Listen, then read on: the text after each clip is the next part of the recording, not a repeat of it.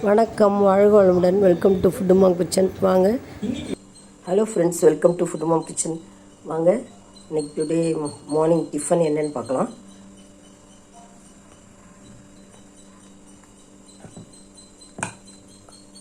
அஞ்சு அழாக்கு அரிசி, ரேஷன் அரிசி தாங்க. 2.5 அழாக்கு புழுங்கல் அரிசி, 2.5 அழாக்கு பச்சரிசி ஈக்குவலாக போட்டு, அதுக்கு உளுந்து பார்த்திங்கன்னா 3/4 அழாக்கு உளுந்து, 1 ஸ்பூன் வெந்தயம், 1 பிடி ஜவ்வரிசி போட்டு அரைச்சி வச்சுருக்கேன். நல்லா உப்பு போட்டு நைட்டே நல்லா மிக்ஸ் பண்ணி வச்சுட்டேன். சாஃப்டாக இருக்குது. இட்லி ஊற்றினா எப்படி வருதுன்னு பார்ப்போங்களா?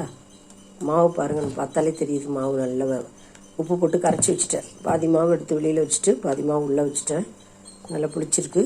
நம்ம இட்லி ஊற்றும்போது பார்க்கலாம் எப்படி வருதுன்னு பார்க்கலாம். ரேஷன் அரிசியில் மெஷர்மெண்ட்டு கம்மியாக தான் உளுந்து போட்டிருக்கேன்.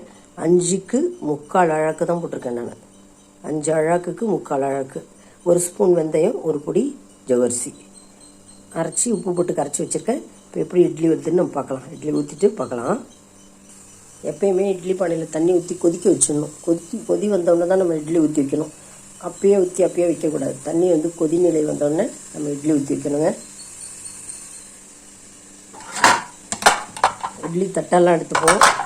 எண்ணெய் தடவிட்டு துணி போட்டு ஊற்றுறதா இருந்தாலும் ஊற்றலாம், எண்ணெய் தடவி ஊற்றினாலும் ஊற்றலாம். நான் எண்ணெய் தடவிட்டு தான் ஊற்ற போகிறேன். தடவிட்டு ஊற்றும்போது பார்க்கலாங்களா? நல்லா பாருங்கள், கொதிநிலை வந்துடுச்சு. இப்போ இட்லி மாவு ஊற்றி வச்சிடலாம். நம்ம ஸ்லோ ஃபயரில் வச்சுட்டு இட்லி மாவு ஊற்றிடலாங்களா?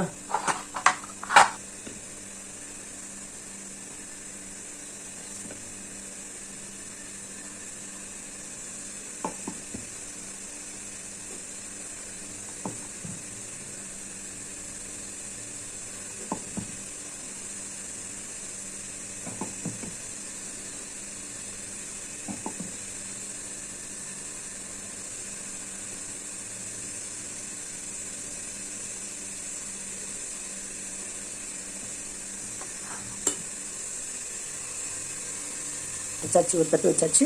நெக்ஸ்ட்டு தட்டும் அதே மாதிரி ஊற்றி வச்சிடலாம்.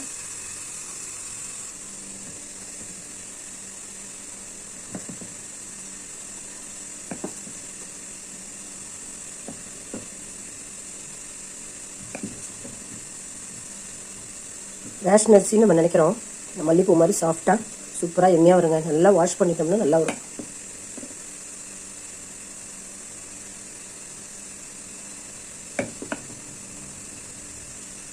இதுக்கு ஒரு சைட் டிஷ்ஷாக சட்னி பண்ணிடலாம். இதையும் எடுத்து வச்சிடலாம். பாருங்கள், அடுத்து இதையும் எடுத்து வச்சாச்சு. இப்போ மூடி போட்டு மூடி வச்சிடலாம். நம்ம ஒரு 5 மினிட்ஸ் விட்டுருவோம். திறந்து பார்க்கலாம். பூ மாதிரி இட்லி வந்திருக்கும் பாருங்கள். இப்போ இட்லிக்கு சைட் டிஷ்ஷாக ஒரு சட்னி எடுக்க போகிறோம். 4 கத்திரிக்காய், ஒரு 3 வெங்காயம், ஒரு 2 தக்காளி, ஒரு சின்ன பீஸ் புளி, அதே மாதிரி 2 பல்லு பூண்டு, ஒரு சின்ன துண்டு இஞ்சி, ஒரு 5-6 காஞ்ச மிளகாய். காரம் உங்களுக்கு தகுந்த மாதிரி வச்சுக்கோங்க. 7-8 கூட வச்சுக்கலாம். நான் ஒரு 6 காஞ்ச மிளகாய் வச்சுருக்கேன். இது மாதிரி கருவேப்பிலை கொஞ்சம் கிள்ளி போட்டுவோம். தாளிக்கிறதுக்கும் கொஞ்சம் வச்சுப்போம். பருப்பு பார்த்திங்கன்னா 1 ஸ்பூன் கடலைப்பருப்பு, 1 ஸ்பூன் உளுத்தம் பருப்பு. இவ்வளோதாங்க அதுக்கு தேவையான இன்க்ரீடியன்ஸ். இந்த சட்னி ரொம்ப எம்மையாக இருக்கும், ரொம்ப சூப்பராக இருக்கும். இட்லிக்கு காரசாரமாக. காரம் சாப்பிட்றவங்க இன்னும் ஒரு பச்சை மிளகா, 2 பச்சை மிளகா கூட போட்டுக்கலாம், இல்லை 2 காஞ்ச மிளகா கூட போட்டுக்கலாம். இதுக்கு கரெக்டாக இருக்கும். நம்ம இப்போ இதெல்லாம் கட் பண்ணிட்டு பார்க்கலாங்களா? பாருங்கள், இப்போ காயெல்லாம் கட் பண்ணிட்டோம். தக்காளி கட் பண்ணியாச்சு, வெங்காயம் கட் பண்ணியாச்சு, கருவேப்பிலையும் தாளிக்கிறதுக்கு கொஞ்சம் வச்சுருக்கேன். இது இஞ்சி பூண்டு, சின்ன துண்டு புளி, ஒரு 6 காஞ்ச மிளகாய், 1 ஸ்பூன் கடலைப்பருப்பு, 1 ஸ்பூன் உளுத்தம்பருப்பு. இதில் பார்த்தீங்கன்னா கத்திரிக்காய் அரிஞ்சு போட்டிருக்கேன் சின்ன குட்டி குட்டியாக. அதுலேயே கருவேப்பிலையும் ஒரு கொத்து உருவி போட்டு வச்சுருக்கேன். இப்போ நம்ம இதெல்லாம் வறுத்துப்போம். எண்ணெய் விட்டு வறுத்துக்கலாம். இட்லி வெந்துருச்சான்னு பார்க்கலாங்க. பாருங்க, இட்லி நல்லா வெந்துருச்சு. ஸ்டவ் ஆஃப் பண்ணி வச்சிடலாம். இதை நம்ம வறுக்க வேண்டியதெல்லாம் வறுத்துக்கலாம். இப்போ இந்த கடலைப்பருப்பும் உளுத்தம் பருப்பும் கொஞ்சம் லேட்டாகும். அதனால் ஃபஸ்ட்டு வறுத்துக்கலாம்.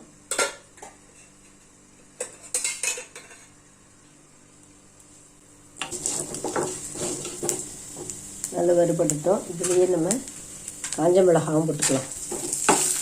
மிளகாவும் அதில் வறுபட்டுட்டோம்.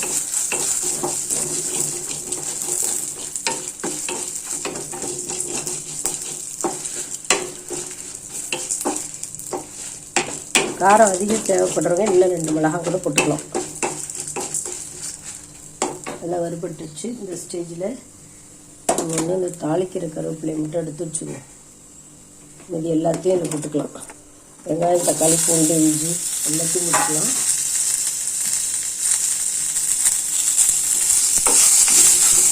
இதே ஒரு வறுவல் எடுத்துட்டு இதோடையே நம்ம அரிஞ்சு வச்ச இந்த கத்திரிக்காய், கருவேப்பிலை எல்லாத்தையும் பொழுது போட்டுக்கலாம். எல்லாம் கொஞ்சம் வதங்கணும், அவ்வளோதான். அப்போ தான் அந்த பச்சை டேஸ்ட்டு போய் சட்னி அருமையாக இருக்கும்.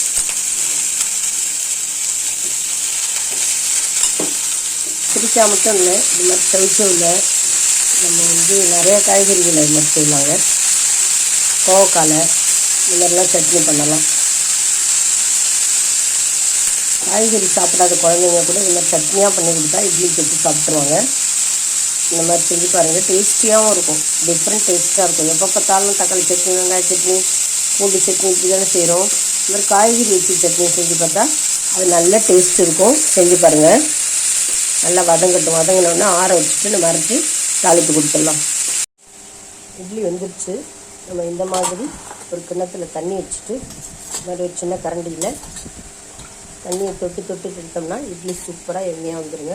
நான் ஒரே கையில் செய்கிறதெல்லாம் காட்ட முடியல, நான் எடுத்துகிட்டு காட்டுறேன்.